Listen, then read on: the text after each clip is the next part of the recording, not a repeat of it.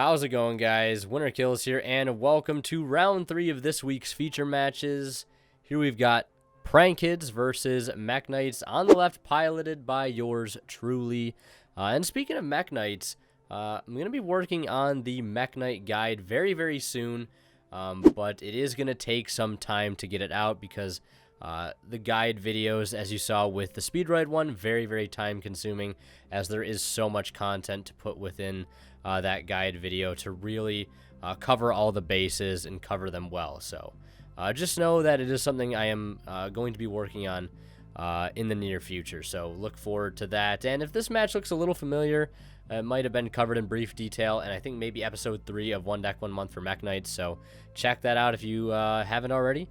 Be annotated up in the top right if I remember, or at the end of the video in the last 20 seconds it is. And if you're interested in getting videos early like this one has been up for members only for a few days now, if I am correct. So if you want early videos, deck profiles, other behind the scenes content, things like that, consider becoming a member.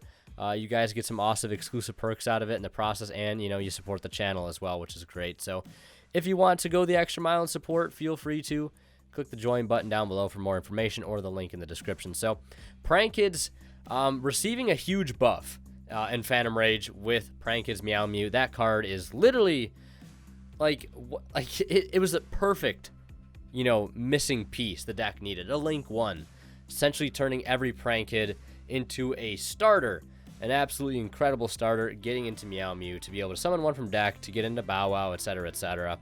And you can see the life point war has already begun. I'm already down to 7,500.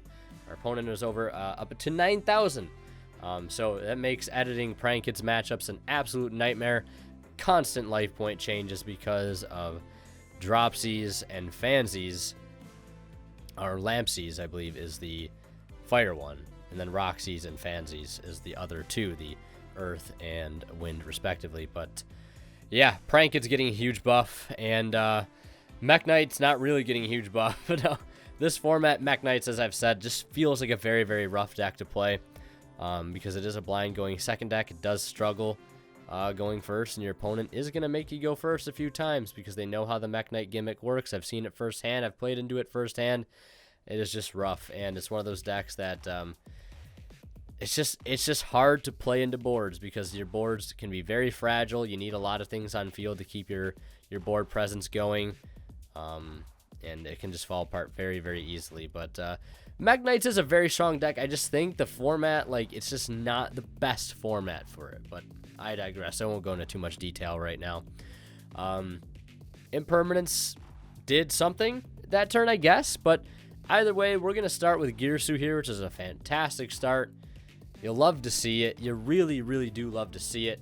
And we didn't draw the World Legacy World Chalice here, which is great. And in sense of my recent builds, I don't play World Chalice anymore.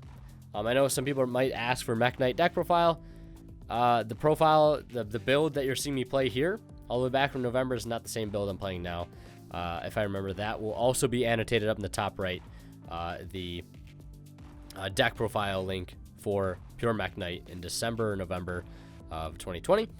But we're going to go right into Lib. Girsu, of course, being a one-card Lib. I think in this build, wasn't playing Extravagance yet. Definitely wasn't playing Extravagance yet. So, because I was going to mainly bring up the fact that there is a cool play you can do with Link Cross just off of Girsu, basically making it one-card Lib and Morningstar. But it does require playing Link Rebo, which in the Extravagance build I'm not playing because there's not really room for it. But I don't think I was aware of that play currently at the time that this video was recorded. But you hate to see it, you love to see it, you hate to see it. Nibiru coming down on that activation of purple. No searches for us, and not letting us get a chance to tag out in response to the Nibiru because he will use it on the activation. Of course, it targets for cost, doesn't banish for cost, so that is the worst part about it. We're going to follow up with Reasoning here. Of course, Reasoning is a great starter in Mekk-Knights. This could be a starter in pretty much a lot of decks. That's why I really have been splashing and experimenting with Reasoning. But just getting any Mekk-Knight body on field just doesn't feel so bad at this, especially red at this point, and mainly because this deck has obscure levels, and your opponent really isn't going to call 7s and 8s and 5s. Usually 4 and 3 and 1 are probably the most popular levels to call. So playing it in a deck like Mekk-Knights, to me, kind of made sense at the time, just because, like, who's going to call level 8? Like, that just doesn't make sense, unless, you know, they already know in advance, but in the perfect situation, it's going to be one of the first cards you activate, and they're blind, and they don't know what you're running. But I've since cut the card, I believe, just because it's not that great, really. But, as you see here, he's going to have Pandemonium, which is literally Nightmare Incarnate, just because it can bring out Battle Butler, which is a walking Raigeki, and he can Raigeki twice with a card on his turn only. I'll point that out now.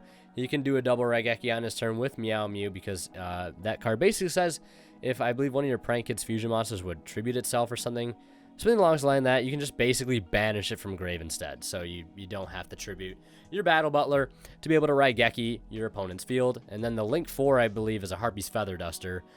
So yeah, pretty awesome power in the extra deck for Prank Kids, and made much more viable, I guess, with Meow Mew not only offering, you know, every Prank Kid to become a starter, but also offering just way more value in all of your boss monsters in the extra deck. So I go into the battle phase here, and I forget about Prank Kid's plan, and I'll be honest with you guys, I don't play the best in this one, and it's a good learning experience. So I go ahead and attack with Morningstar, and thinking how invincible Morningstar is in the battle phase, obviously with his own effect. But I make the mistake of forgetting about Plan in the graveyard, which is going to drop my Morningstar by 600. So I'll take 100 damage here to, you know, the Roxy's 1500 defense.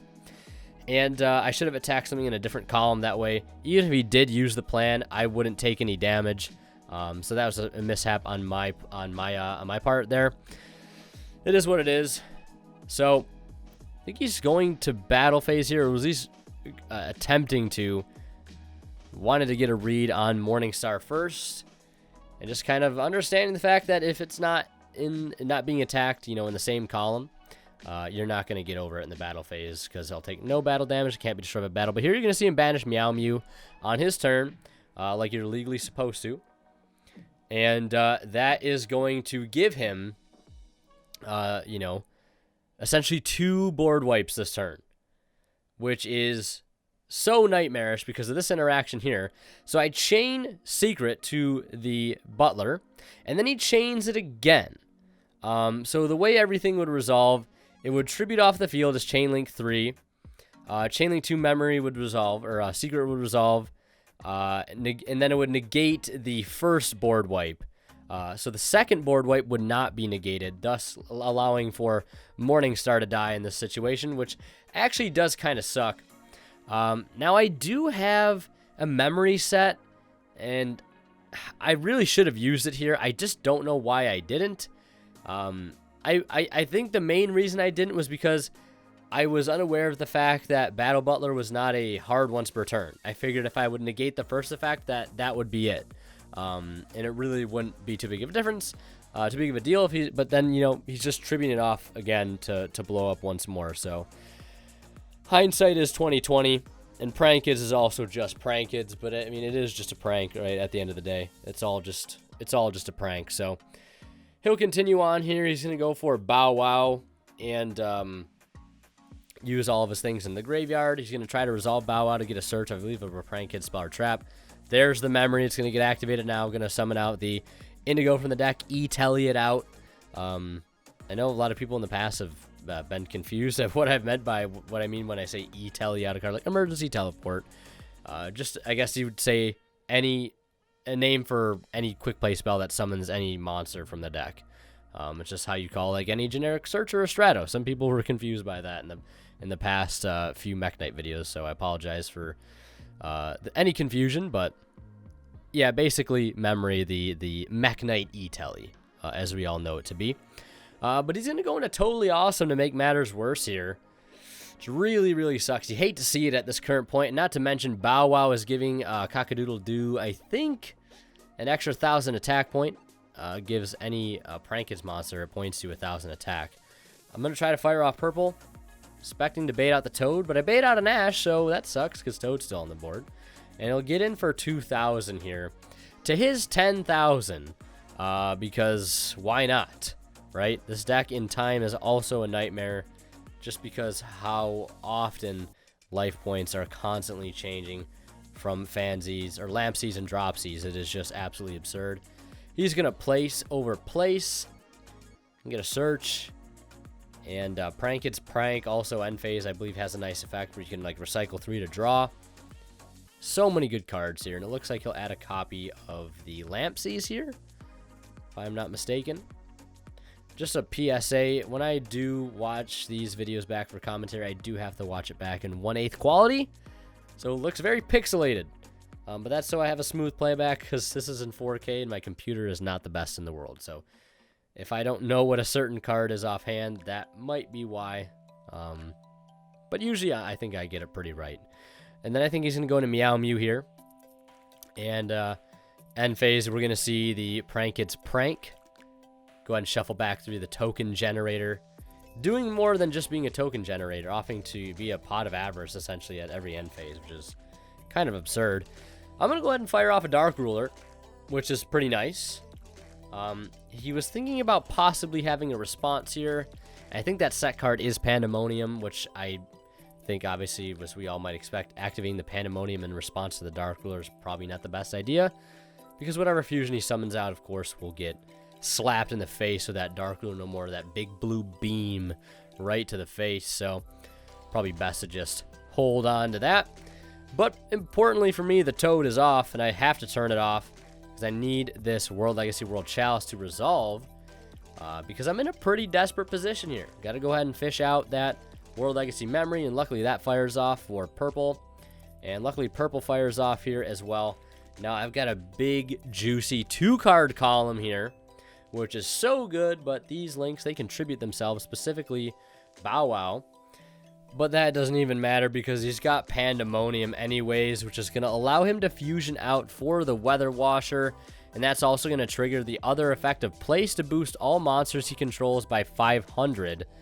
Even if it leaves the field while he fusion summons, all monsters he controls gain 500 attack. And I believe that's a permanent attack boost as well. So that Toad is now sitting at 2,700, which just makes it that much more harder to get over, especially Purple Nightfall being the strongest Mekk-Knight within the strategy. So that definitely hurts. And he's going to use the other effect of Weather Washer now.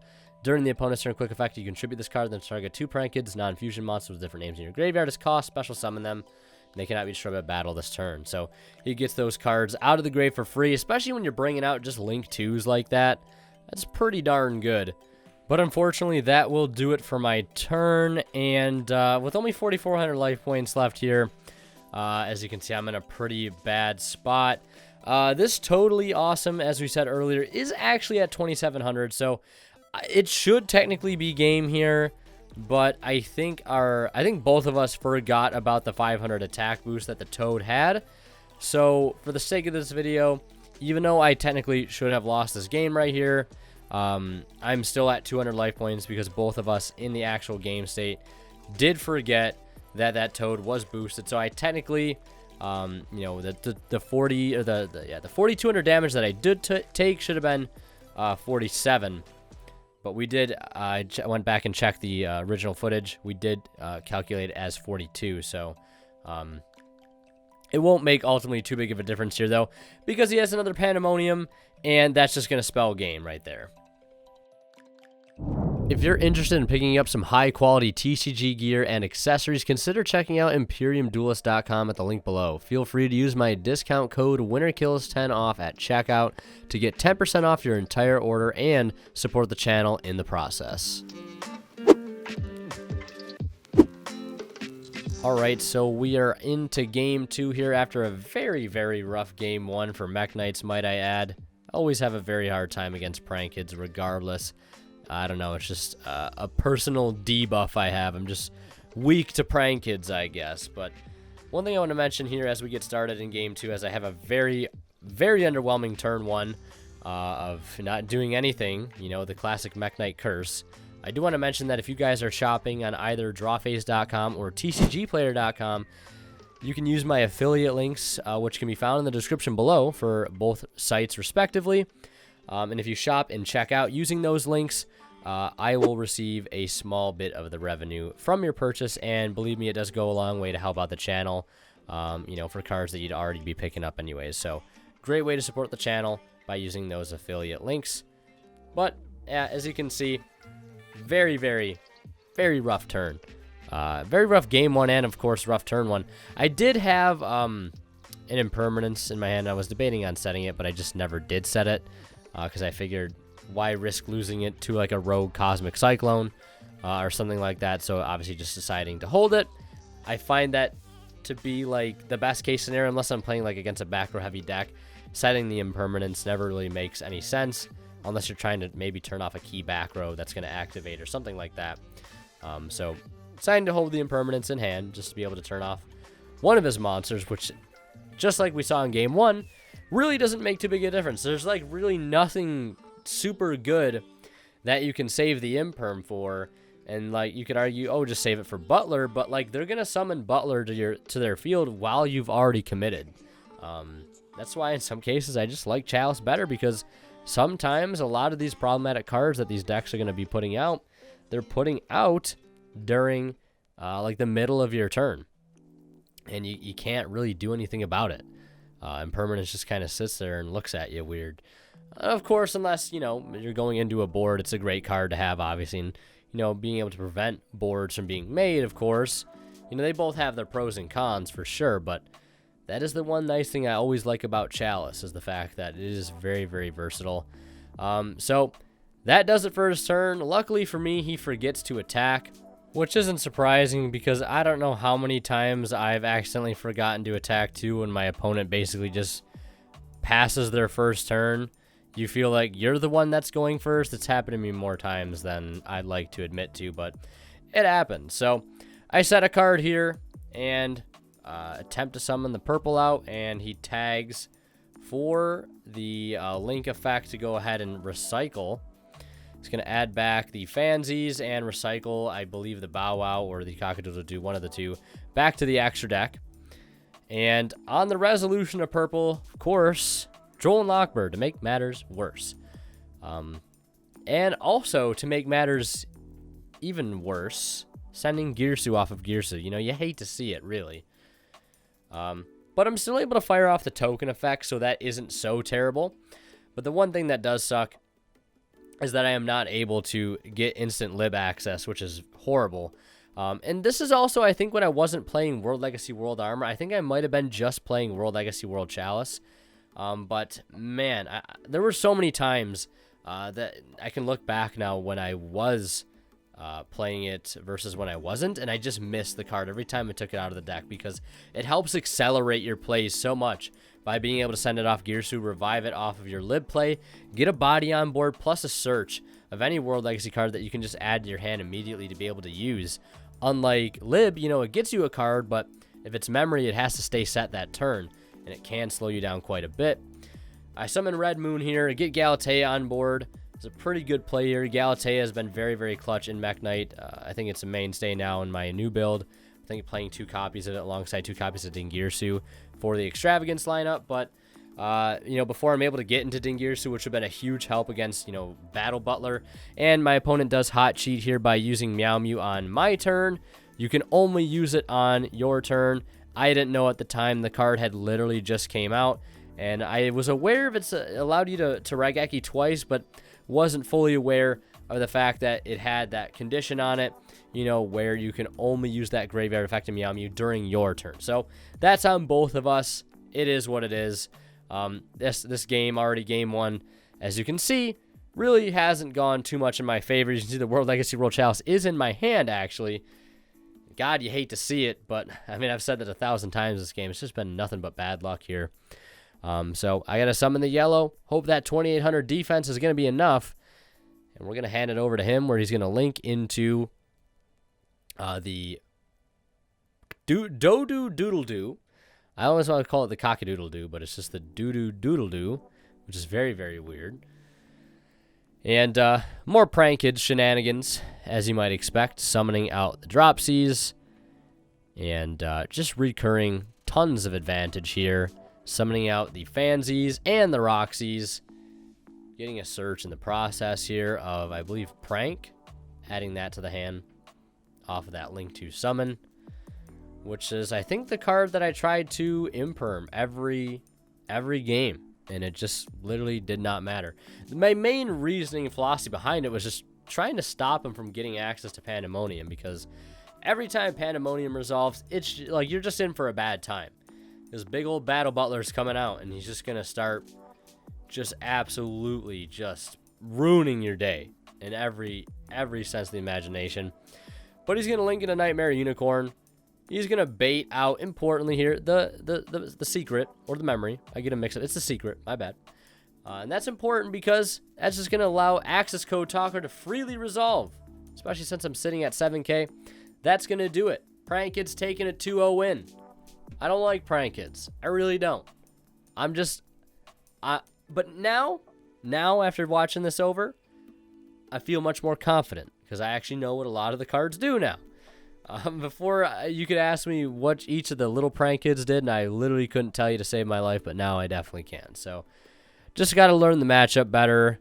And also, I think Mekk-Knights just have a bad matchup because Battle Butler resolving, clearing your field, that hurts so bad with Mekk-Knight because keeping board presence is so huge with Mekk-Knight. You can't really afford to take those big losses because Mekk-Knights don't have any graveyard effects. They just don't. They only work on field, and they work the best on the field. So it's hard to explain, but like very hard matchup for Mekk-Knights. Prank is just good deck all around. Really can't say anything other than that. So hope you guys enjoyed this one. Leave a like if you did. Drop a comment down below.